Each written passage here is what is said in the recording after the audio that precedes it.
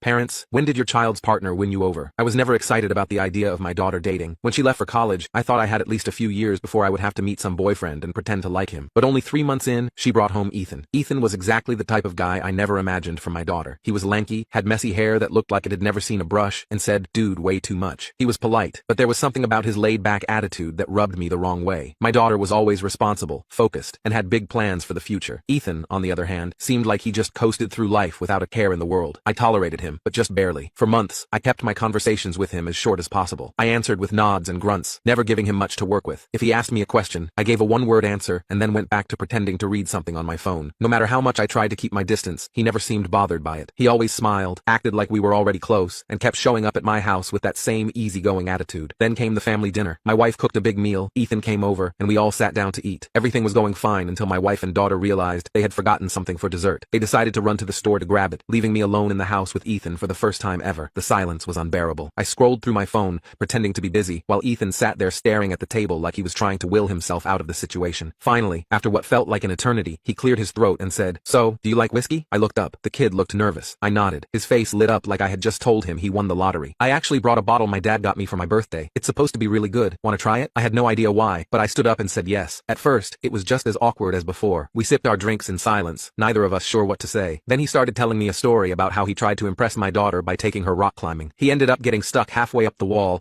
and had to be rescued by an instructor while she stood at the bottom laughing. I laughed too, a real laugh. I told him about the time I entered a chili eating contest to impress my wife when we were dating, only to throw up all over a state senator's shoes. One drink turned into two turned into more than I could count. We started talking about everything: music, movies, embarrassing college stories. I found out Ethan was not as aimless as I thought. He had plans and was working towards starting his own business. He was not just carefree. He just chose not to stress over things he could not control. At some point, we got loud. We were laughing and shouting across the kitchen table. By the time my wife and daughter came back, we were completely drunk, singing along to an old rock song neither of us knew the words to. My wife looked completely unimpressed. My daughter stood in the doorway, staring at us like we had lost our minds. Ethan grinned at my wife and said, "Ma'am, I love your cooking." That was it. I lost it. That night changed everything. I stopped tolerating Ethan and actually started liking him. Now, he is like a second son to me. I still do not know exactly how it happened, but somehow, over a few drinks and a ridiculous conversation, he won me over. And honestly, I am glad he did.